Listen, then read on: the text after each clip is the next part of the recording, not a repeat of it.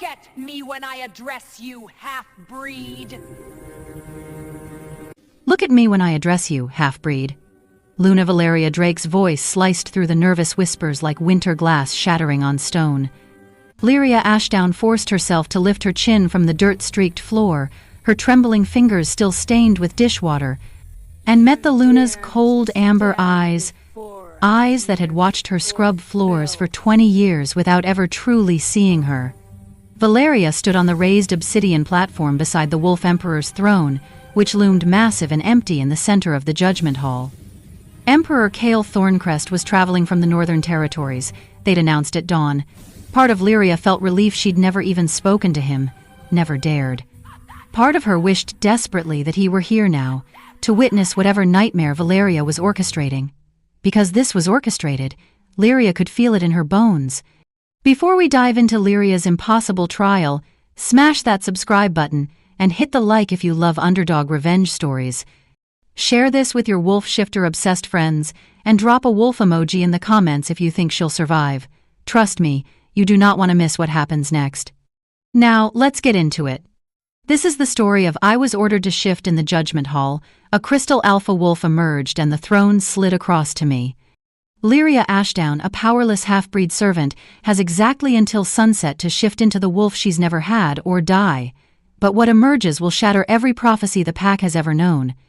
Lyria Ashdown is 20 years old and has survived her entire life invisible in the Frostfall pack. She mops the moon altar at dawn, serves nobles at noon, and sleeps beside the ovens at night. She has never shifted, not even once, a fact used to mock, belittle, and dehumanize her from childhood. Her mother was a wolf, low-ranking but pack-born. Her father was something else, something no one would name. She grew up hearing the words flung at her like stones: half-breed, mongrel, mistake. She survived by keeping her head down, by working harder than anyone, by hoping foolishly that loyalty might someday outweigh blood. She was wrong. The pack healers said it was her mixed blood, that her human side was too strong, that she was broken. At 16, when every other wolf experienced their first shift, Lyria felt nothing. No pull of the moon, no stirring of her wolf, just emptiness and the crushing weight of being different. The other servants whispered about her behind her back. The nobles ignored her entirely. And Luna Valeria Drake made it her personal mission to remind Lyria every single day that she did not belong. When the sacred moon chalice, prepared for the Wolf Emperor's renewal ceremony, was found tainted with death spice, the pack instantly turned on Lyria. Death spice was a rare poison, one that could kill even an alpha in minutes. The chalice was meant for tomorrow's ceremony when the Emperor would drink from it to renew his bond with the moon goddess. Someone had tried to assassinate him. And somehow, impossibly, Lyria became the prime suspect. "You stand accused," Valeria continued, her voice projecting across the packed hall with practiced authority, of poisoning the sacred moon chalice meant for tomorrow's renewal ceremony. A chalice that you, a kitchen servant with questionable blood, should never have been near. Lyria's breath caught. The moon chalice. The most sacred vessel in the pack. She'd only delivered it to the altar that morning on the head cook's orders, exactly as she'd been told to do for the past 3 years. She'd carried it from the sanctum to the altar with trembling hands, terrified she might drop it, and placed it carefully on the moonstone pedestal. She'd never opened the seal. She'd never even thought about touching the contents. "I didn't poison anything," Lyria said. Surprised, her voice came out steady despite the ice flooding her veins. "I carried it from the sanctum to the altar, exactly as I was told. I never opened the seal. Liar." The shout came from Mistress Sarah, the head of the palace kitchens, who stood among the circle of witnesses with her face twisted in false horror. Her eyes glittered with malice as she pointed a shaking finger at Lyria. "I saw you myself, girl, hovering over that chalice with your hands full of dark herbs, whispering words I couldn't make out. Dark words. Evil words. It was chamomile. Just chamomile for the moon altar cleaning ritual. Elder Rune had given it to her himself that morning, wrapped in simple brown cloth, with instructions to scatter it around the altar before the ceremony. Chamomile to purify the space. Chamomile to honor the goddess. But chamomile could look sinister if you squinted, if you wanted it to, and Sarah had always wanted Lyria gone. There were whispers that Sarah's niece had hoped to catch the new emperor's attention during the ceremony. The girl was beautiful, well-bred, and ambitious. Somehow, in Sarah's twisted logic, even invisible Lyria, the girl who slept beside the ovens and mopped the moon altar before dawn, posed a threat to those ambitions, so Sarah had lied. She'd invented a story. She'd turned harmless herbs into evidence of witchcraft. This was a setup, and Lyria knew it in her bones. The penalty for attempted regicide, Valeria said, and Lyria felt her stomach drop like a stone into black water, is death by moonfire. However, given your corrupted lineage, there is considerable debate about whether you even deserve the dignity of a formal execution. Laughter rippled through the crowd, cruel, eager laughter that echoed off the vaulted ceiling. Warriors grinned. Nobles whispered behind jeweled hands. Servants who'd worked beside Lyria for years looked away, unwilling to defend her, unwilling to risk being associated with the accused. Lyria's nails bit into her palms. Her mother had been a wolf from the pack, low-ranking but loyal. Her father had been something no one would name. When Lyria was born, her mother refused to reveal his identity, and the pack never forgave her for it. When her mother died of fever when Lyria was 7, the girl became pack property, a servant with no family, no protection, no rights. She'd learned to keep her head down and work hard, hoping that one day her actions would speak louder than her blood. She'd been foolish. "I propose," Valeria said, a cruel smile playing at her lips, "a test. If you are truly innocent, if you are truly one of us despite your tainted blood, then you will shift. Here. Now." Before the pack and the moon goddess herself, the hall went deathly silent. Lyria's heart stopped. This was it, the real trap. Because Lyria had never shifted, not even once. At 20 years old, she should have had her first shift at 16, like every other wolf in the pack, but nothing had ever happened. No matter how many full moons passed, no matter how many nights she'd begged the goddess for something, anything, to prove she belonged, her wolf had never come. The pack healers said it was her mixed blood, that her human side was too strong, that she was broken. Some whispered she wasn't really half-wolf at all, that her mother had lied, that Lyria was fully human and didn't belong in the pack at all, and now Valeria was using that against her. Well, Valeria's voice rang out like a bell tolling for the dead. "Shift, girl, or confess your crime and accept your fate." Lyria's throat closed, her vision blurred at the edges. The crowd pressed in around her, hundreds of eyes watching, waiting for her to fail, eager to see her humiliated one final time before they killed her. Lyria whispered. "I can't." "Speak up," Valeria snapped, her smile widening. "The pack cannot hear you."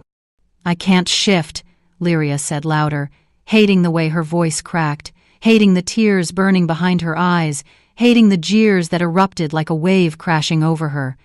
Broken. Mongrel. Not even wolf. Fraud. Abomination. The words hit her like physical blows. Lyria's knees threatened to buckle. She'd spent her entire life trying to prove she was worth something, trying to earn a place in the pack through hard work and loyalty. And now it was ending like this. Public humiliation followed by execution. Valeria raised one elegant hand, and the hall fell silent again, every wolf obeying instantly. She was powerful, respected, feared, everything Lyria would never be. "Then you leave me no choice," the Luna said softly, and the cold satisfaction in her eyes made Lyria's stomach turn.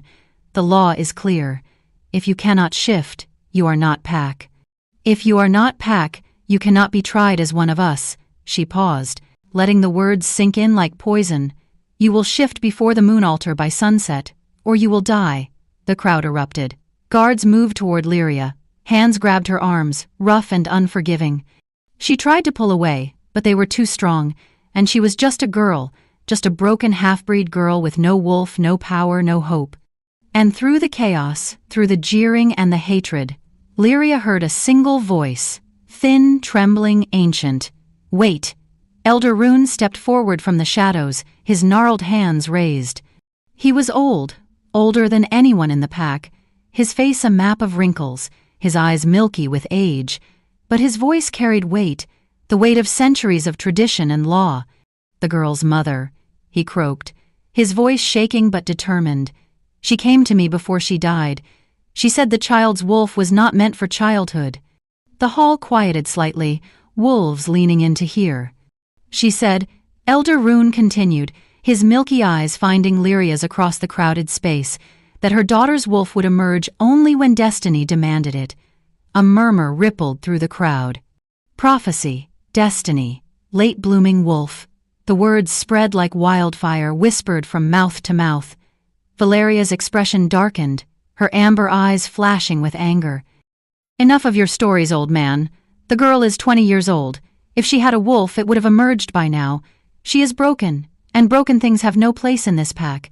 But the seed was planted. Some wolves looked uncertain now. Others whispered about old prophecies, about wolves who shifted late, about the moon goddess working in mysterious ways. Lyria barely heard them. She was being dragged forward, her bare feet scraping against the cold marble, toward the moon altar that gleamed like a grave in the center of the hall. The altar was made of white moonstone, carved with ancient runes that glowed faintly in the torchlight. It was beautiful and terrible, and Lyria had cleaned it every morning for 3 years, never imagining she would die beside it. Her heart hammered so hard she thought it might shatter her ribs. Her hands were ice cold. Her breath came in short, panicked gasps. "I can't shift," she thought desperately. "I've never shifted. I'm going to die." The guards forced her to her knees on the moonstone floor. The runes beneath her hands pulsed with ancient power, power she'd never felt, power that belonged to wolves with true bloodlines, not broken girls like her. Valeria descended from the platform, moving with predatory grace. She stopped directly in front of Lyria, looking down at her with eyes full of triumph. "You have until sunset," she said softly, "for Lyria's ears alone. And when the sun touches the horizon, and you still stand here on 2 legs instead of 4, I will personally cut your throat and let your mongrel blood stain this sacred altar." Then, louder, for the entire hall to hear, she smiled. "Then die." The guards released Lyria's arms and stepped back, leaving her alone on the moon altar. The marble beneath her bare feet was ice cold, and the ancient runes carved into the stone seemed to pulse with a rhythm that matched her racing heartbeat. Above her, the glass dome ceiling revealed the afternoon sky, the sun still high but beginning its slow descent toward the horizon, toward her death. She stood there, trembling, acutely aware of every pair of eyes fixed on her. Hundreds of wolves packed the judgment hall, their faces twisted with anticipation, hunger, cruelty. They wanted a show. They wanted to watch her fail. They wanted to see the broken half-breed finally get what she deserved. Lyria closed her eyes and reached inward the way she'd done countless times before. She searched for that spark, that connection to the wolf that was supposed to live inside every pack member. She'd spent years trying to find it, years of full moons and desperate prayers and hopeless attempts. She tried everything the healers suggested: meditation, fasting, running until her lungs burned, standing naked under the full moon and begging the goddess for mercy. Nothing had ever worked. And nothing worked now. She felt nothing but the hollow emptiness she'd always felt, the absence where her wolf should be, the void that proved what everyone had always said about her. She was broken. She was wrong. She didn't belong. The seconds stretched into minutes. The hall grew restless. "Do it already," someone shouted. "Shift, mongrel! Show us your wolf, half-breed!" The jeering started quietly at first, then grew louder, more vicious. Laughter echoed off the walls. Servants she'd worked beside for years joined in, eager to distance themselves from her, eager to prove they were nothing like the failed creature kneeling on the altar. Lyria opened her eyes, and the world blurred through tears she refused to let fall. She would not give them that satisfaction. She would not cry in front of these people who had tormented her, ignored her, treated her as less than nothing her entire life. Valeria descended from her platform, moving with the fluid grace of a predator circling wounded prey. She stopped at the edge of the altar, close enough that Lyria could see the triumph glittering in her amber eyes. "Nothing," the Luna said softly, her voice carrying across the silent hall. "Just as I suspected. The girl has no wolf. She never did. She is not pack.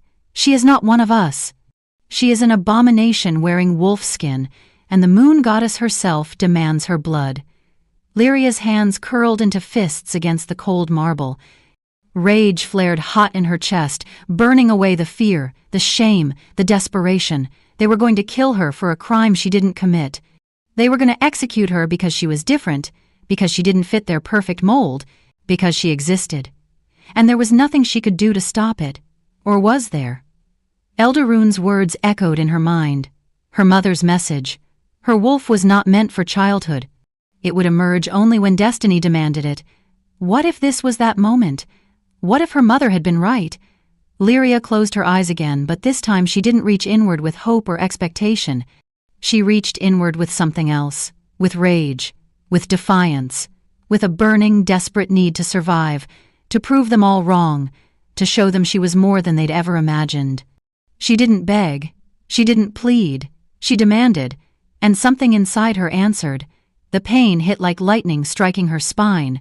Lyria's eyes flew open and she screamed. Not from fear, but from agony so intense it whited out her vision. Her bones began to crack, to shift, to reshape themselves into something new. Her skin burned as if someone had set her on fire from the inside out. Every nerve in her body ignited at once. The runes beneath her hands blazed to life, glowing brilliant silver white, so bright that wolves in the front rows threw up their arms to shield their eyes. The light spread across the altar like wildfire, racing along the carved channels in the moonstone, illuminating patterns that hadn't been visible in centuries. Lyria's body convulsed, her spine arched. Her scream became something else, something inhuman, something wild and powerful and furious. And then she was shifting. Her bones shattered and reformed. Her muscles tore and regrew stronger. Her senses exploded outward, suddenly able to smell every wolf in the hall, hear every heartbeat, feel the vibration of their fear through the stone floor. Light erupted from her body in waves, pulsing outward in concentric circles that made the very air shimmer. The temperature in the hall dropped 10 degrees in seconds. Frost formed on the windows. The torches flickered and dimmed. When the light finally faded, the judgment hall was completely silent. Where Lyria had knelt, a massive wolf now stood. She was enormous, easily twice the size of a normal pack wolf, her shoulders level with a grown man's chest. But it wasn't her size that made the crowd gasp and stumble backward. It was her appearance. Her fur wasn't the typical gray or brown or black of pack wolves. It was silver, but not the dull silver of aged metal. It was crystalline, prismatic, catching the light, and refracting it into thousands of tiny rainbows that danced across her coat with every breath. Her fur seemed to glow from within, as if moonlight itself had been woven into every strand. Her eyes were no longer the dull gray-green of Lyria's human form. They blazed pure silver, luminous and ancient, holding intelligence and power that made even the strongest warriors want to look away. And around her neck, barely visible beneath the prismatic fur, runes identical to those on the altar glowed with soft silver light. The silence stretched. Then the whispers began. Prism Wolf, impossible. The legends. Goddess born, it can't be. Lyria could hear them all, every whispered word crystal clear in her new wolf ears.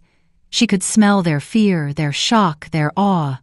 She could feel the power thrumming through her new body, power she'd never imagined, power that felt both foreign and perfectly natural, as if it had always been there, just waiting for her to claim it.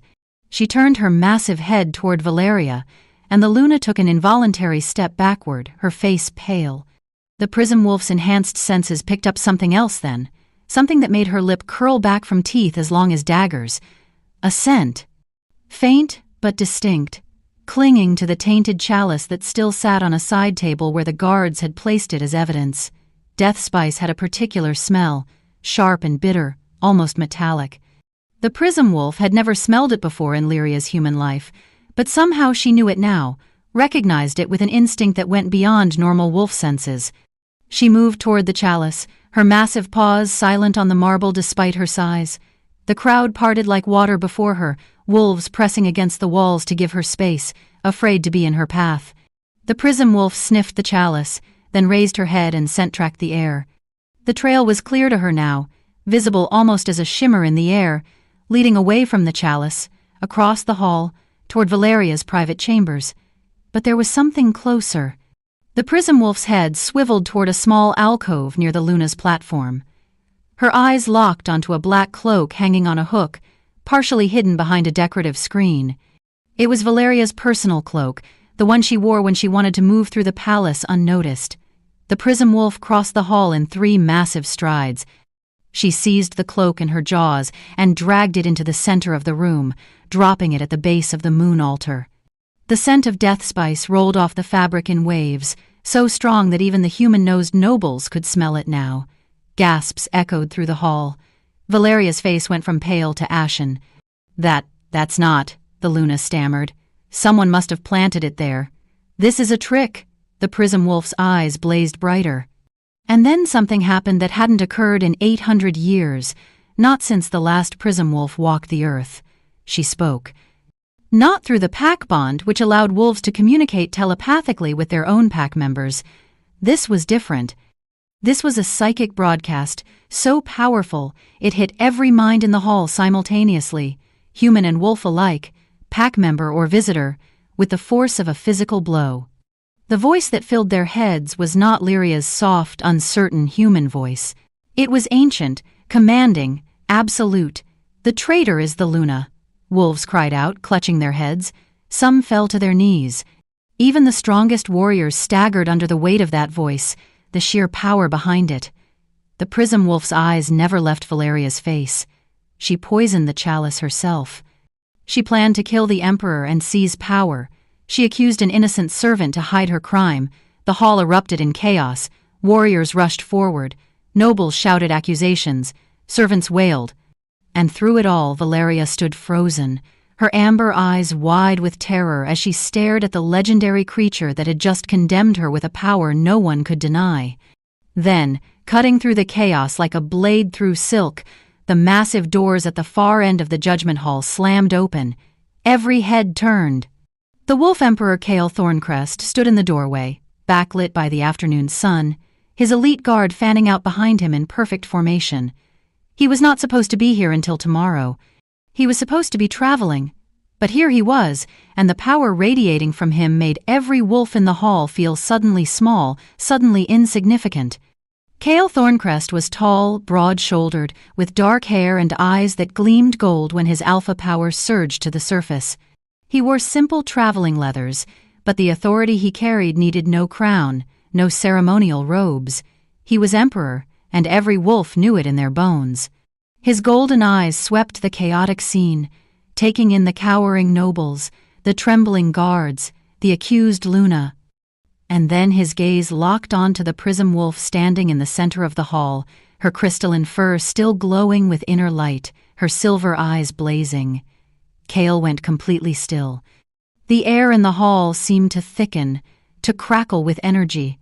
And then something shifted, something fundamental, something that changed everything. The Emperor's elite guard moved to secure the hall, warriors taking positions at every exit, hands on weapons, eyes scanning for threats. But Cale himself didn't move. He stood frozen in the doorway, his golden eyes locked on the Prism Wolf, his expression unreadable. The Prism Wolf stared back, equally still, her massive head held high.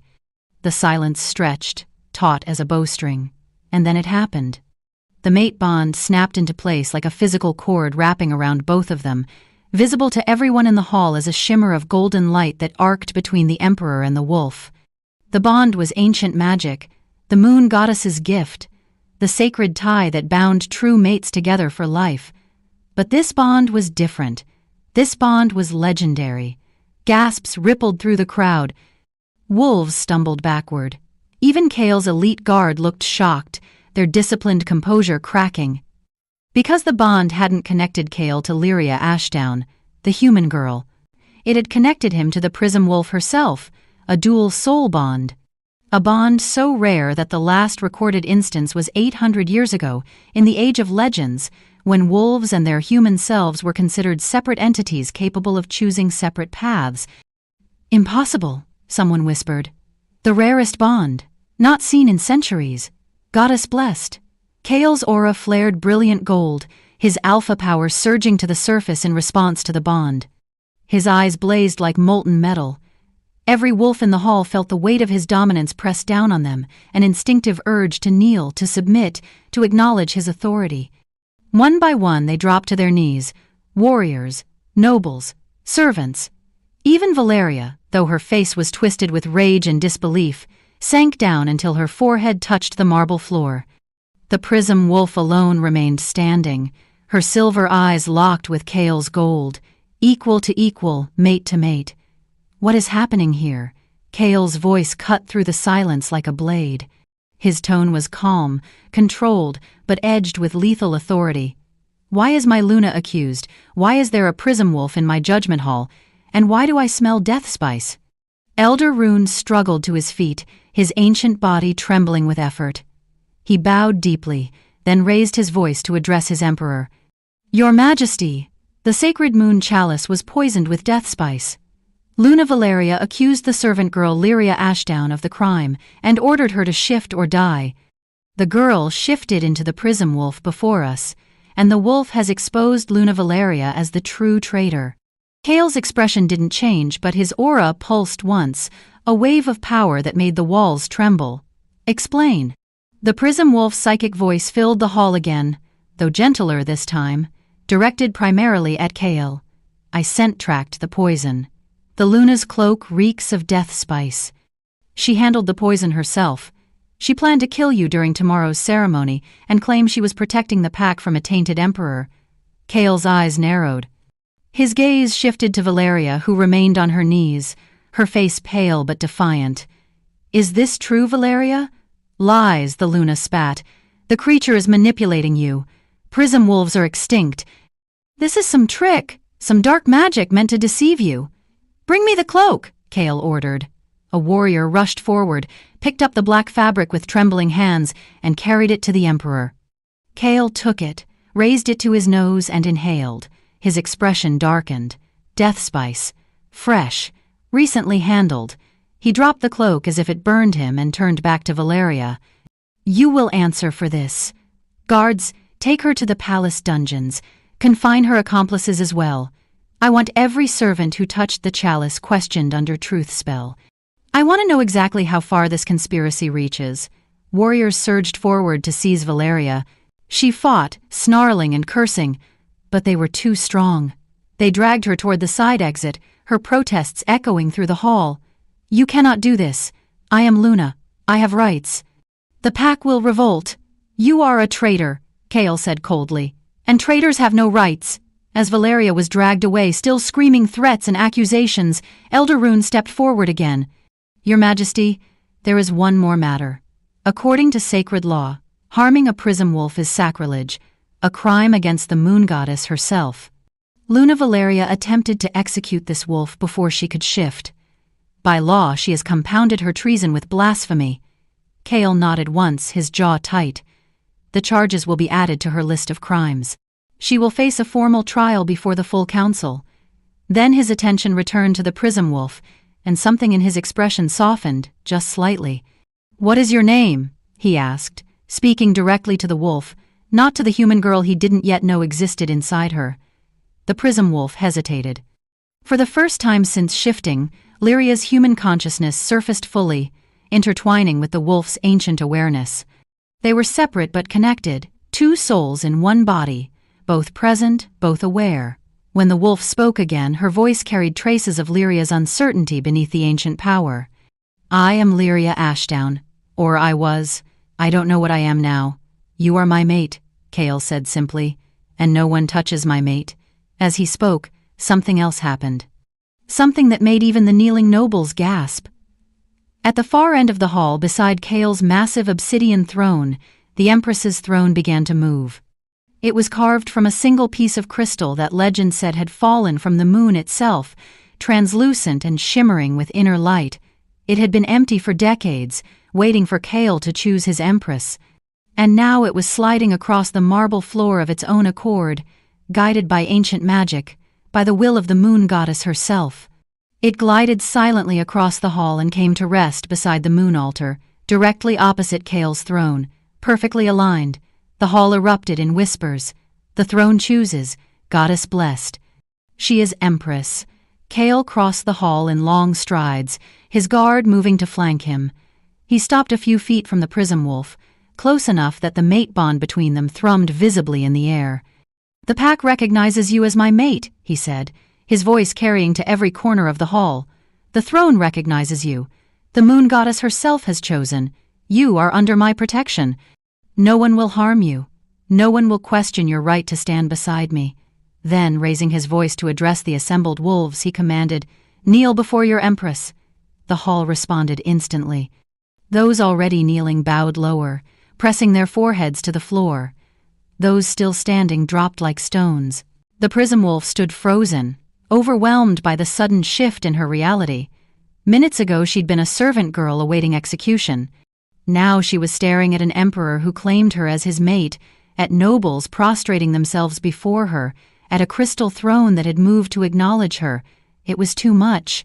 The shift back to human form happened without conscious thought, driven by Lyria's desperate need to understand, to process, to be herself again. The prismatic light flared once more, and then the massive wolf was gone, replaced by a trembling young woman kneeling naked on the cold marble. Lyria gasped, her human lungs struggling to adjust. Her vision swam. Her body felt wrong, too small, too weak after the power of her wolf form. She swayed, darkness creeping in at the edges of her vision. Kale moved instantly. He shed his traveling cloak and wrapped it around her shoulders in one smooth motion, then caught her as she collapsed. His arms were strong, steady, and for a moment Lyria was too disoriented to do anything but lean against his chest. "Someone bring water," Kale ordered, "and clear this hall. Everyone out except the elder and my personal guard." The nobles and servants scrambled to obey, filing out through the side doors, their whispers following them into the corridors beyond. Within minutes, the vast judgment hall was nearly empty. Lyria's awareness slowly returned. She became acutely conscious of where she was, of who was holding her, of the emperor's cloak wrapped around her bare skin. She tried to pull away, but her legs wouldn't support her weight. "Easy," Kale said quietly. "You've just experienced your first shift. Your body needs time to adjust." "I don't understand," Lyria whispered. Her voice was hoarse, raw from screaming during the transformation. "What happened? What am I?" "You're a prism wolf," Elder Rune said gently, stepping closer. "The rarest of all wolf kind. Born once in a dozen generations, blessed by the moon goddess herself with power beyond normal wolves. But I never shifted before. 20 years and nothing. Why now?" "Because your wolf was waiting," Kale said. He'd maneuvered her so she was sitting on the edge of the moon altar, his cloak secured around her, his hand steady on her shoulder to keep her upright. For the right moment, the right need. Prism wolves don't follow normal rules. Lyria's mind spun. She looked up at Kale's face, really seeing him for the first time. He was younger than she'd expected, maybe late 20s, with strong features and those unsettling golden eyes that seemed to see straight through her. "The bond," she whispered. "I felt it. But it didn't choose me." Kale's expression shifted, something complicated flickering across his features. "What do you mean?" "The bond connected to my wolf. Not to me.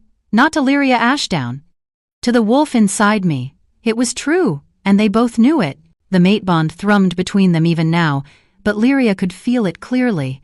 It wrapped around her wolf soul, that ancient, powerful consciousness that had emerged on the altar. It didn't touch her human self. "A dual soul bond," Elder Rune murmured. "I've only read about them in the oldest texts. When wolf and human are so distinct they can choose separate paths." Kale was silent for a long moment. Then he said, "It doesn't matter. You are my mate, Lyria. Both parts of you, human and wolf. I claim you both." "But you don't know me," Lyria said, her voice breaking. "You don't know anything about me. I'm a servant. I'm half-breed. I'm nothing." "You're the woman who survived 20 years of cruelty without breaking," Kale said firmly. "You're the woman who stood on that altar and demanded her wolf appear when destiny required it. You're the woman who exposed a traitor and saved my life before we even met. You're not nothing." Lyria stared at him, tears burning behind her eyes. "The bond didn't choose me," she repeated softly. "Then I choose you," Kale said. "The bond chose your wolf. I choose all of you." Before Lyria could respond, before she could process those words, Kale lifted her into his arms and turned toward his waiting guard. "She comes with me to Frostspire Palace," he announced, his voice carrying absolute authority. "The Prism Wolf is my mate, and no one touches my mate. Prepare chambers for her, send for the pack healers, and double the palace guard. Until we've rooted out all of Valeria's conspirators, my mate's life may still be in danger." The guards saluted and moved to carry out his orders. Lyria let her head rest against Kale's shoulder, too exhausted to argue, too confused to protest. As he carried her toward the doors, she whispered one last question. "But what if the bond didn't choose me? What if your real mate is just the wolf, and I'm just the broken girl she's trapped inside?" Kale looked down at her, and for the first time something almost gentle touched his expression. "Then we'll figure it out together," he said quietly. "But you're coming with me either way. I won't leave you here to face this pack alone." As they passed through the doors into the corridor beyond, Lyria caught one last glimpse of the Judgment Hall. The moon altar still glowed with fading silver light. The crystal throne sat where the goddess had moved it, and on the floor, forgotten in the chaos, lay Valeria's cloak, still reeking of poison and betrayal. The servant girl's life was over. Something else was beginning. But Lyria couldn't shake the fear that she was living on borrowed time, wrapped in a bond that hadn't chosen her, claimed by an emperor who didn't truly know her. "The bond didn't choose me," she thought again. And that truth felt like a blade hovering over her heart, waiting to fall. The journey to Frostspire Palace took 3 hours by imperial carriage, and Lyria spent most of it in stunned silence, wrapped in Kyle's cloak, staring out the window at a world that suddenly felt alien and unfamiliar. She'd lived her entire life within a 5-mile radius of the Judgment Hall. She'd never ridden in a carriage before, never traveled beyond the pack's central territory, never imagined she'd see the legendary palace that housed the Wolf Emperor and his court.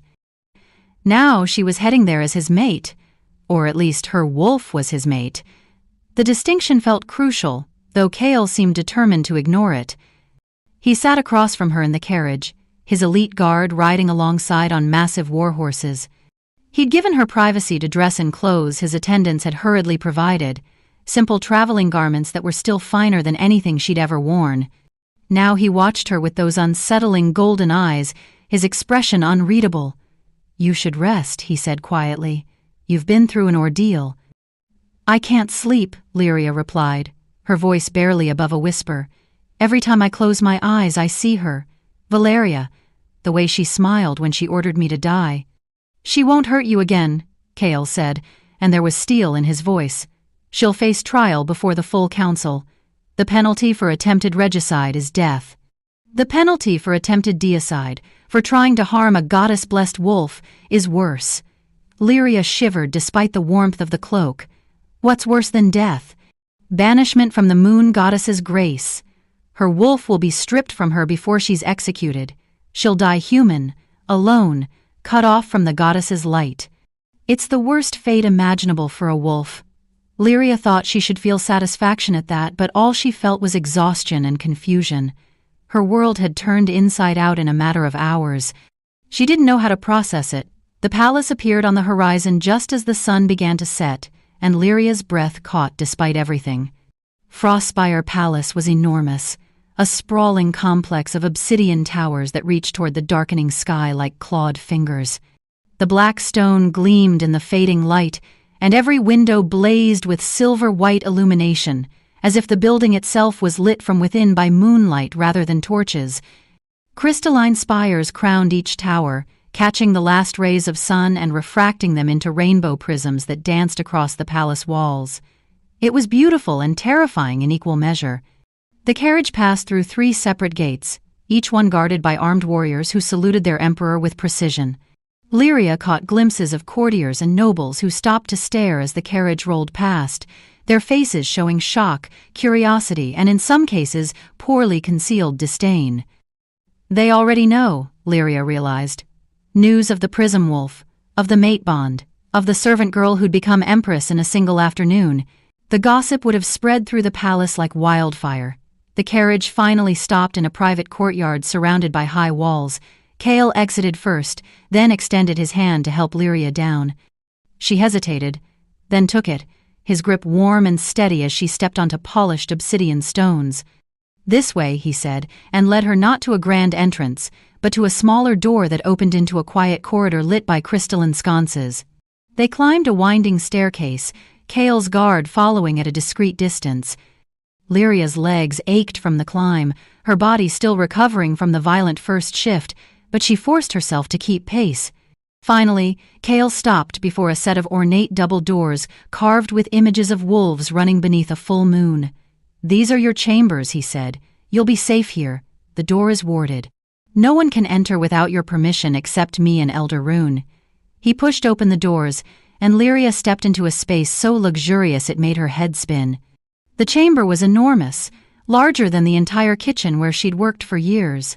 The walls were pale silver stone that seemed to glow softly in the lamplight.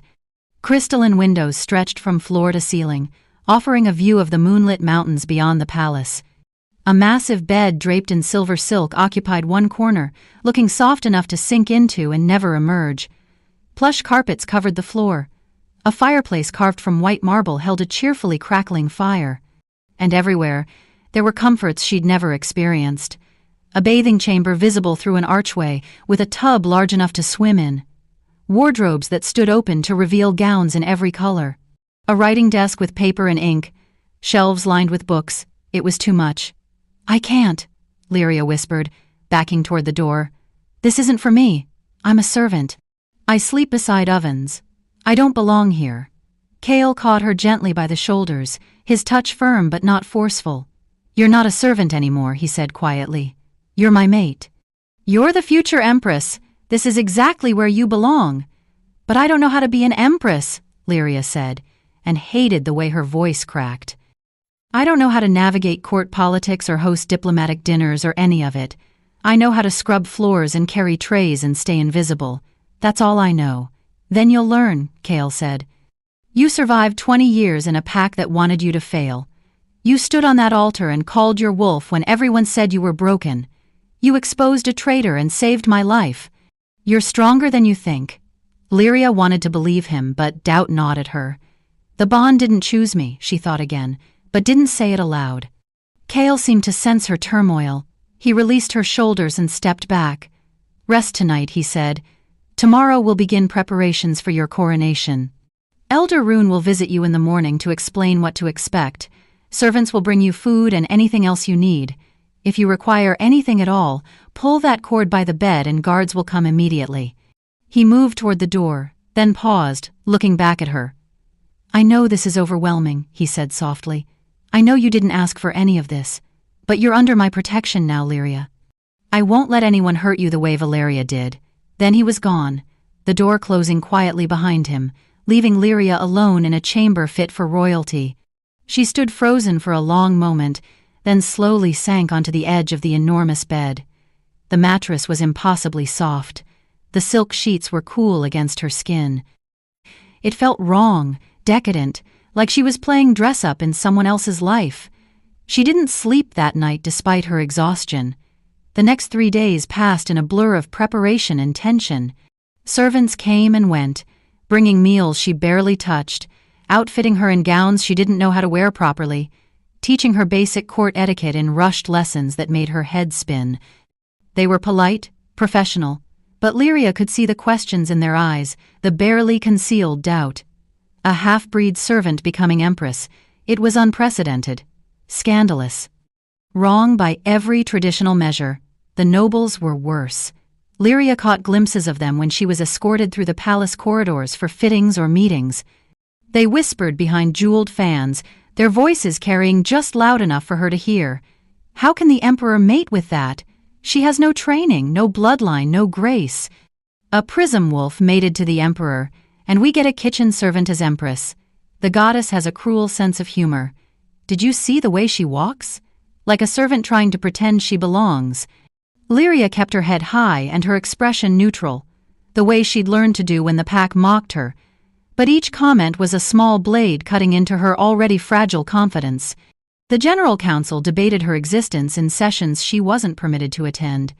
Elder Rune reported back that the arguments were fierce.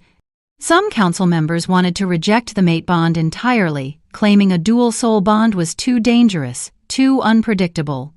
Others argued that rejecting a bond blessed by the moon goddess herself was sacrilege. In the end, Kale's word as emperor held, but the resentment was palpable. Warriors avoided her eyes when she passed, as if looking directly at a prism wolf might invite divine judgment. Courtiers bowed when protocol demanded it, but their bows were stiff, perfunctory, barely concealing their contempt. And through it all, Lyria felt utterly alone.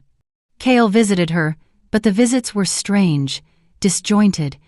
He would come to her chambers in the evening, and Lyria would feel the mate bond thrumming between them, pulling at something deep inside her. But it wasn't pulling at her human self, it was pulling at her wolf. The first time he asked her to shift, she hesitated. "I want to spend time with my mate," he'd said, his golden eyes earnest. "Please." So she'd shifted, enduring the now familiar agony of transformation, and the prism wolf had emerged. Kale's face had lit up, the bond between him and the wolf blazing visibly in the air. They'd spent hours together, the wolf and the emperor, walking through the private palace gardens, communicating through the bond in ways Lyria's human self couldn't fully access. When she shifted back, exhausted and confused, Kale had looked almost disappointed. It happened again the next night. And the night after that. Kale was kind to Lyria in her human form. He was respectful, gentle, concerned about her comfort, but she could feel the difference. The bond sang when she was the prism wolf. It lay quiet when she was just Lyria. If my wolf is his mate, she found herself thinking late at night, staring at the ornate ceiling of her too-large chamber. Then what am I? The answer felt increasingly clear and increasingly painful. She was the vessel, the container. The broken girl, the legendary prism wolf, was unfortunately trapped inside. On the third day, Elder Rune visited her chambers just after dawn. He looked older than he had in the judgment hall, his ancient face lined with worry. "Child," he said gently, settling into a chair by the window, "we need to talk about your mother." Lyria looked up from the untouched breakfast the servants had brought. "My mother. She came to me before she died. You were 7 years old, barely more than a baby. She was burning with fever, delirious, but she made me promise to remember her words." "What did she say?" Lyria asked, her heart beginning to pound.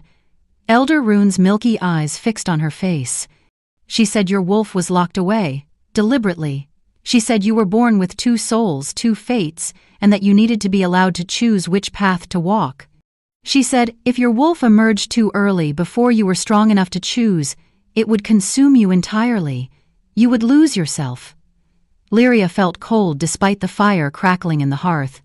She said, Elder Rune continued softly, that when the time came, when your wolf finally emerged, you would face a choice. You could let the wolf lead, let prophecy and power and destiny carry you forward. Or you could choose your own path, claim your own power, become something prophecy never predicted. She said you must choose your destiny, not be bound by it. The words hung in the air between them. "What does that mean?" Lyria whispered. Elder Rune shook his head slowly. "I don't know, child. Your mother died before she could explain. But I think it means you're not just a vessel for the prism wolf. You're not just a container for power. You have a choice in what comes next. But the bond chose the wolf," Lyria said, the words tumbling out before she could stop them. "Kale is mated to the prism wolf, not to me. How can I choose anything when I'm not even the one being chosen?" Elder Rune studied her for a long moment. "The bond chose one part of you," he said carefully. "That doesn't mean you don't matter. That doesn't mean you have no agency. Your mother wanted you to understand that." He stood, his joints creaking with age. "The coronation is tomorrow," he said. "Kale insists it must happen quickly for your protection. Once you're officially crowned empress, it becomes treason to threaten you. You'll be safer." "But I'm not ready," Lyria protested. "I don't know how to be empress. I don't know anything. No one is ever ready, child. But you'll face it anyway because that's what survival requires." After he left, Lyria sat by the window for hours, watching the sun track across the sky, trying to make sense of her mother's cryptic message. Choose your destiny. Don't be bound by it. How could she choose when she felt so powerless, so adrift, so utterly lost? That night, as she lay in the enormous bed staring at the ceiling, Unable to sleep, something changed. The temperature in the room dropped suddenly, dramatically. Lyria's breath misted in the air. The fire in the hearth flickered and dimmed, as if something was sucking the warmth from the space. She sat up, pulling the silk sheets around her, her heart beginning to race. A wind rose from nowhere, whistling through the closed windows, making the curtains billow and dance. It was cold, impossibly cold, like winter wind carrying ice from the deepest north. And then she heard it. A whisper, soft as falling snow, speaking a word she didn't recognize but somehow understood in her bones. Moonbinder. Lyria's blood turned to ice. The whisper came again, closer now, as if something invisible was circling her bed. Moonbinder, we are coming for you. We are coming to reclaim what was stolen. Who are you? Lyria managed to say, her voice shaking. What do you want? The response was a laugh, cold and cruel and inhuman.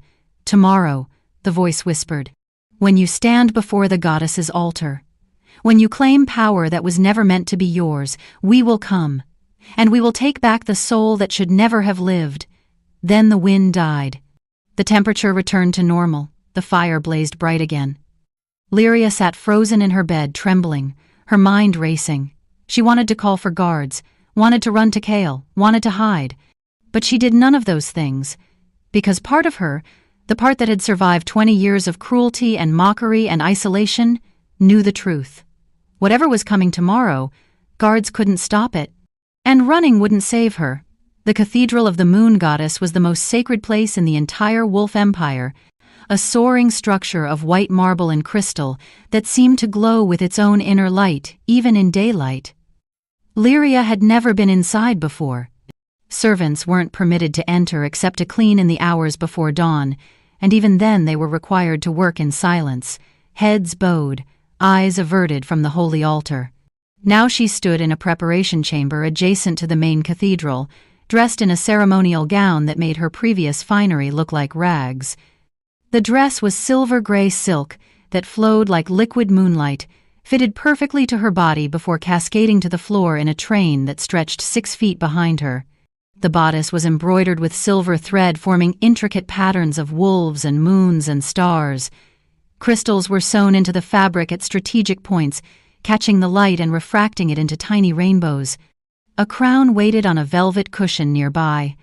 Delicate silver filigree set with moonstones that seemed to pulse with soft light. Lyria looked at her reflection in the full-length mirror and barely recognized herself. "You look beautiful," one of the attendants said softly, adjusting the train. "A true empress." "I look like I'm playing dress-up," Lyria thought, but didn't say it aloud. The cathedral beyond the preparation chamber was packed. She could hear the murmur of hundreds of voices, nobles and dignitaries and pack members from across the empire, all gathered to witness the coronation of the most unlikely empress in history. The ceremony was supposed to be a formality. Kale would present her to the assembled witnesses. Elder Rune would perform the blessing.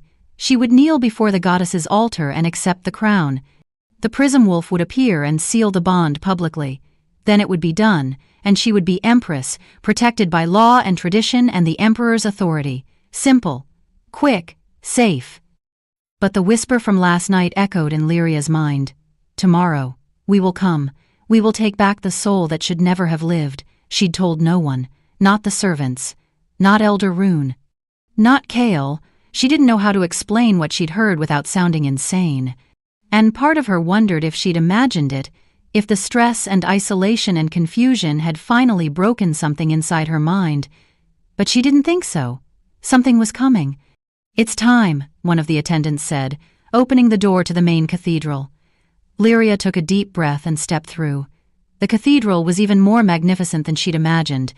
Vaulted ceilings soared hundreds of feet overhead, supported by columns of white marble carved with images of ancient wolves. Stained glass windows depicted the moon goddess in various forms, and the light filtering through them painted the assembled crowd in shades of silver and blue and violet. At the far end of the cathedral, the goddess's altar rose on a raised dais, carved from a single piece of translucent moonstone that glowed from within. Behind it, a massive statue of the moon goddess watched over the proceedings, her stone eyes seeming to track Lyria as she entered. The crowd turned as one to stare at her. Hundreds of faces, nobles in their finest garments, warriors in ceremonial armor, dignitaries from allied packs, all watching, judging, whispering. And at the altar, waiting for her, stood Kale. He wore ceremonial robes of deep midnight blue trimmed with gold, and a crown that marked him as emperor. His golden eyes found hers across the distance, and something in his expression softened.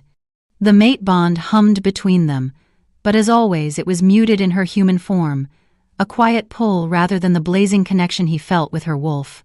Lyria began the long walk down the central aisle, her train whispering against the polished marble floor. Every step felt like walking toward her execution. The faces on either side of the aisle were not friendly. She saw doubt, disdain, barely concealed hostility, a half-breed servant, becoming their empress. They hated it, hated her. But she kept walking, head high, the way she'd learned to do in the face of mockery. As she approached the altar, she saw Elder Rune standing to one side, his ceremonial robes marking him as the officiant, and beside her, just visible at the edge of her awareness, she felt the prism wolf stirring inside her, preparing to emerge. The wolf had been quiet for hours, conserving strength, but now Lyria felt her presence growing stronger, more insistent. Soon, the wolf's voice whispered in her mind, "We will show them our power." Lyria reached the altar and stopped before Kale. He extended his hand and she took it, feeling the warmth of his skin against hers. "We begin," Elder Rune said, his voice carrying through the silent cathedral. He launched into the traditional blessing, ancient words in the old language that Lyria barely understood. She tried to focus, but her attention kept drifting to the massive stained glass ceiling overhead, to the way the light shifted and moved across the assembled crowd. Something felt wrong. The temperature was dropping. Lyria's breath began to mist in the air. Around her, nobles shifted uncomfortably, pulling cloaks tighter. The warmth that had filled the cathedral moments before was draining away, replaced by cold that crept in like winter fog. Kale noticed it too. His hand tightened on hers, and his golden eyes scanned the cathedral, searching for threats. Elder Rune's voice faltered. He looked up at the ceiling, his expression shifting from confusion to alarm. The light was changing. Through the stained glass, Lyria could see the sky beyond, and it was wrong. The afternoon sun was dimming, darkening, as if something was passing in front of it. But it wasn't a cloud. It was too vast, too complete. The moon was darkening. Impossible. It was midday. The moon shouldn't even be visible. But Lyria could feel it. A presence overhead. The moon goddess's watchful eye. And it was turning dark. The temperature plummeted. Frost began to form on the marble columns. Ice crystallized on the stained glass windows. And then, with a sound like reality itself shattering, the massive glass ceiling exploded inward. Screams erupted. Nobles dove for cover. Warriors drew weapons. Shards of colored glass rained down like deadly rain. Kale threw himself over Lyria, shielding her from the falling debris with his body. She felt his weight, his warmth, his desperate attempt to protect her. But when the glass stopped falling and they looked up, they saw what had come. Descending through the shattered ceiling on wings of shadow and smoke were creatures Lyria had never seen, never imagined, creatures that shouldn't exist outside of nightmares. Moon Reapers. They were vaguely humanoid, tall and gaunt, with skin like polished obsidian that seemed to drink in light rather than reflect it. Their eyes were hollow voids, empty spaces where eyes should be but weren't.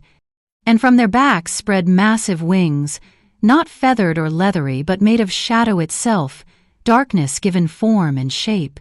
There were 5 of them, and they landed on the altar with the weight of divine judgment. The assembled crowd screamed and fled toward the exits, nobles trampling each other in their panic to escape. Warriors rushed forward, weapons raised but stopped when the largest reaper raised one long-fingered hand. The gesture sent out a shockwave of power that knocked every warrior to the ground, their weapons clattering from nerveless fingers. Kale struggled to his feet, positioning himself between Lyria and the reapers, his aura blazing gold as he summoned every ounce of his alpha power. "What are you?" he demanded, his voice carrying absolute authority. "Leave this sacred place immediately, or face destruction." The largest reaper tilted its head, studying Kyle the way a scientist might study an interesting insect. When it spoke, its voice was like wind through a graveyard, cold and empty and wrong. We are the moon goddess's chosen enforcers. We come when reality's rules are broken. We come when souls exist that should not exist. We come to restore balance. Its hollow eyes shifted to Lyria, and she felt the weight of that gaze like physical pressure against her chest. You should not exist, Moonbinder. You carry a soul that was stolen from the goddess's realm. A soul that lives in defiance of natural law. We have come to reclaim what was taken. Lyria's mind reeled. Moonbinder. The same word the whisper had used last night. I don't understand, she said, her voice shaking. What soul? What are you talking about? The prism wolf? The reaper said simply. The soul inside you. It does not belong in the mortal realm. It was meant to remain in the goddess's keeping until the world's ending. Your mother stole it, bound it to you, condemned you both to this half-life. No, Lyria whispered, but even as she denied it, memories surfaced, things her mother had said in her final fevered hours. Forgive me. I had to protect you. I gave you a gift, but it came with a price.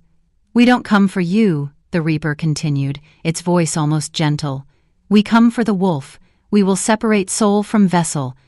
The prism wolf will return to the goddess's realm, and you will live as you were meant to live, human, mortal, free of the burden you never asked to carry. Over my dead body, Kale snarled, his power flaring brighter. She is my mate. The bond is sacred. You will not touch her. The bond is with the stolen soul, the reaper said calmly. Not with the girl. When we remove the prism wolf, the bond will sever. You will be free to choose a proper mate, one who belongs in this world. Kale's expression twisted with fury. He launched himself at the reapers, moving with the speed and power of an alpha in his prime. The largest reaper caught him in midair with one hand, its grip closing around Kale's throat. The Emperor struggled, his aura blazing, but the reaper's power was absolute, overwhelming, divine. You cannot fight us, mortal wolf. We are beyond your strength, beyond your authority. We serve the goddess herself. It threw Kale aside like a discarded toy. The Emperor hit a marble column with bone-shattering force and crumpled to the ground, barely conscious. No! Lyria screamed, lurching forward. The prism wolf inside her roared to the surface, power flooding through Lyria's body. The shift began, bones starting to crack and reform. But the reapers moved faster. 3 of them surrounded Lyria, their shadowy wings spreading to form a cage. They placed their obsidian hands on her shoulders, her head, her chest, and they pulled. The pain was beyond anything Lyria had ever experienced.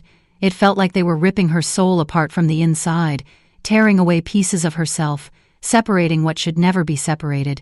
She screamed. And the prism wolf screamed with her. But this time, something different happened. Instead of completing the shift, instead of Lyria's body transforming into the wolf stepped out. Physically, separately, the prism wolf emerged from Lyria's body like a spirit passing through a veil, crystalline and glowing and massive. But Lyria remained standing, human, gasping, her body intact. For the first time in either of their existences they were separate. 2 beings, 2 bodies, 1 soul split in half. The prism wolf stood beside Lyria, her prismatic fur blazing with inner light, her silver eyes filled with rage and protective fury. The reapers stepped back, their hollow eyes widening with something that might have been surprise. Impossible, the largest one whispered. The soul should have returned to us. How does it maintain physical form? The prism wolf's psychic voice filled the cathedral, broadcasting to every mind present with overwhelming force. Because I choose to exist. Because I choose her. Because the bond is not just with the Emperor. The bond is with my other half. With the girl who gave me form. With the vessel who became my sister. The wolf turned to Kale, who had struggled back to his feet, blood streaming from a cut on his forehead. I claim you as my mate, the prism wolf said, her voice resonating with absolute certainty. I choose you, Kale Thorncrest. I mark you as mine. The mate bond blazed between them, visible as a golden cord of light wrapping around the wolf and the Emperor. And then the Prism Wolf turned to face the Reapers, placing herself between them and Lyria. "You want to take me back to the goddess's realm," she said, her voice deadly calm. "Then you'll have to go through me first." The Reapers spread their shadow wings, preparing for battle.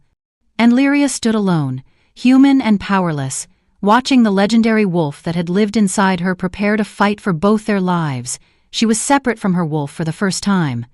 The bond hadn't chosen her, and she had never felt more lost, more useless, more terrified in her entire life. The Prism Wolf glanced back at her once, silver eyes meeting Lyria's gray-green gaze. "Trust me," the wolf said. "Trust yourself. This isn't the end. It's the beginning." Then she lunged at the Reapers, light and shadow colliding in an explosion that shook the cathedral to its foundations. And Lyria, the broken servant girl who'd never been chosen by anything, stood trembling and alone, wondering if she'd just lost the only part of herself that had ever mattered. The Prism Wolf and the largest Reaper collided in an explosion of light and shadow that cracked the marble floor beneath them. The other Reapers circled, their hollow eyes fixed on the blazing crystalline wolf who fought with desperate fury. "You cannot win," the Reaper leader said, its voice echoing through the shattered cathedral. "You are one soul split between two forms. You are incomplete. Surrender the girl and return to the goddess's realm willingly. It is the only mercy we can offer." The Prism Wolf snarled, her psychic voice broadcasting raw defiance. "I will never abandon her. She is mine to protect. Then you will both be destroyed."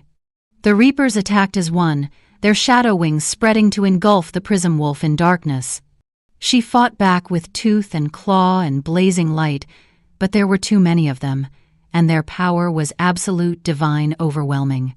Lyria watched helplessly, her human body trembling, useless. The bond between her and the Prism Wolf thrummed with shared pain, shared fear. She could feel every wound the wolf took, every moment of agony, but she couldn't help, couldn't fight, couldn't do anything but stand there and watch her other half being torn apart. The Reaper leader turned its hollow gaze toward Lyria while its companions battled the wolf. "You are Moonbinder," it said, almost gently, "the last of your kind. Born with two souls, two fates, capable of holding contradictions that would destroy normal beings. Your mother knew what you were. She stole the Prism Wolf from the goddess's keeping and bound it to you, hoping to give you power. But all she gave you was this burden, this impossible existence." "My mother loved me," Lyria whispered. "Your mother condemned you. She locked the wolf away so deeply you spent 20 years believing you were broken. She did it to give you choice, yes. But what choice is this? To be powerless without the wolf? To be nothing but a vessel?" The words cut deep because they echoed Lyria's own fears, the thoughts that had plagued her for 3 days in the palace. What was she without the Prism Wolf? A servant. A half-breed, a broken girl nobody wanted, not chosen by the bond, not chosen by prophecy, just the unfortunate container for something legendary. The Prism Wolf's anguished cry filled the cathedral as 2 Reapers pinned her against the altar, their shadow claws digging into her prismatic fur. Lyria felt her heart shatter, and then she heard it. A voice, distant but clear, echoing through her mind like wind through ancient ruins. Her mother's voice, preserved in the runes that had activated during her first shift, waiting all these years to deliver one final message. "Lyria, my daughter, you are not broken. You were never broken. The wolf is part of you, yes, but you are more than the wolf. You are the choice. You are the free will. You are the girl who survived 20 years without power and never lost herself. You choose who you become, not prophecy, not bloodline, not destiny, you." The words ignited something inside Lyria's chest, something that had nothing to do with the Prism Wolf, nothing to do with stolen souls or divine power or mate bonds. It was her own rage, her own strength. Her own desperate, furious refusal to be powerless ever again. She had spent her entire life being told what she was, broken, wrong, less than, a mistake. But she had survived. She had endured. She had stood on the moon altar and demanded her wolf appear, and it had obeyed because she willed it, because she claimed it, because she chose it, and she could choose again. Lyria closed her eyes and reached inward, not for the Prism Wolf this time, but for herself. For the core of who she was beneath the legendary soul, beneath the mate bond, beneath everything everyone else had projected onto her. She reached for Lyria Ashdown, the girl who scrubbed floors and carried trays and survived mockery with quiet dignity, the girl who never broke, the girl who chose kindness when cruelty would have been easier, the girl who was not chosen by the bond but deserved to exist anyway. Light erupted from her human body, brilliant and blinding. The Reapers shrieked, recoiling from the sudden surge of power, and Lyria shifted. But not into the Prism Wolf. That soul was already manifest, already fighting. Lyria shifted into her own wolf. A wolf born not from prophecy or stolen souls, but from free will and choice and the sheer stubborn determination to matter. Her wolf was obsidian silver, darker than the Prism Wolf but shot through with veins of starfire that pulsed with inner light. Her eyes blazed not silver but violet-white, the color of new stars being born. She was smaller than the Prism Wolf but no less powerful, her strength drawn from a different source entirely. The Prism Wolf staggered to her feet, staring at Lyria's manifested form with something like wonder in her silver eyes. "Sister," the Prism Wolf whispered. "Sister," Lyria's new wolf voice replied. The twin wolves moved as one, circling the Reapers with perfect synchronization, light and shadow, prophecy and choice, two halves of one impossible whole. The battle that followed was brief and brutal. The Reapers were powerful, but they had never faced anything like this. Twin souls fighting as one, each amplifying the other's strength, covering each other's weaknesses. The Prism Wolf's light seared through shadow. Lyria's obsidian form absorbed the Reaper's dark power and reflected it back amplified. Together they were unstoppable. One by one the Reapers fell, their shadow forms dissolving like smoke in sunlight. The leader lasted longest, fighting with desperate fury, but even it could not stand against twin wolves born from contradiction and choice. As it began to dissolve, it whispered one final message. "This should not be possible, you should not exist. But perhaps that is the point. Perhaps the goddess knew. Perhaps she planned for you all along." Then it was gone, and the rift in reality sealed with a sound like thunder rolling across distant mountains. Silence fell over the ruined cathedral. The Prism Wolf and Lyria's Obsidian Wolf stood side by side, both breathing hard, both victorious. And then, slowly, they turned to face the human form of Lyria that still stood where she'd been, present in three forms simultaneously, her consciousness stretched across vessel and wolves both. The twin wolves bowed their heads to the girl who had chosen to exist, who had claimed her own power, who had refused to be erased.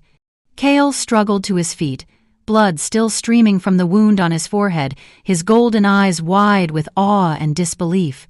He looked at the three forms of Lyria, at the twin wolves and the human girl, and something in his expression cracked open. He crossed the ruined cathedral floor and dropped to his knees before human Lyria. Not before the Prism Wolf who was his mate. Before the girl. "I was wrong," he said, his voice carrying to every corner of the silent space. "The bond chose your wolf, yes, but I choose you, all of you, the legendary soul and the girl who carries it. The prophecy and the choice. I choose Lyria Ashdown, who survived 20 years of cruelty and never lost her kindness. I choose you." The twin wolves shifted, flowing back toward Lyria's human form.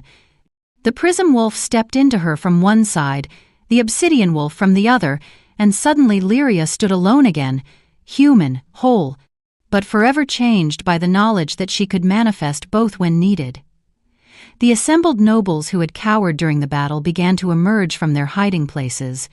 Warriors lowered their weapons, and one by one, seeing their emperor kneeling, seeing the impossible power Lyria had displayed, they followed his example. The entire pack dropped to their knees. Then the air shimmered, and the moon goddess herself materialized as whisper light and silver radiance, her form translucent but unmistakable. Her voice filled the cathedral like music, like starlight given sound. "Child," she said, addressing Lyria directly. "The throne did not slide to you.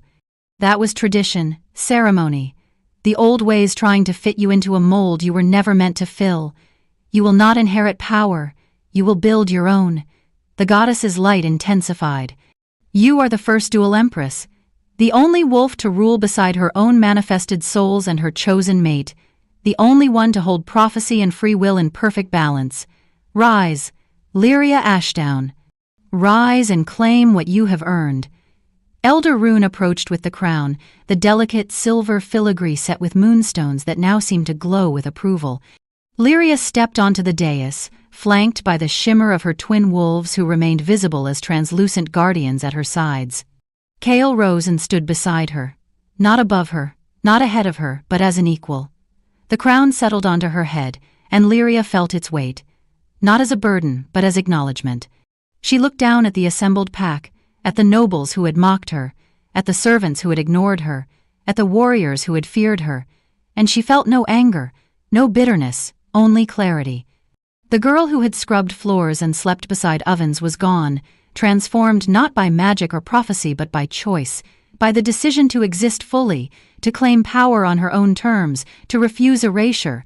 The Empress who stood in her place was something new, something unprecedented, something the world had never seen and would never forget.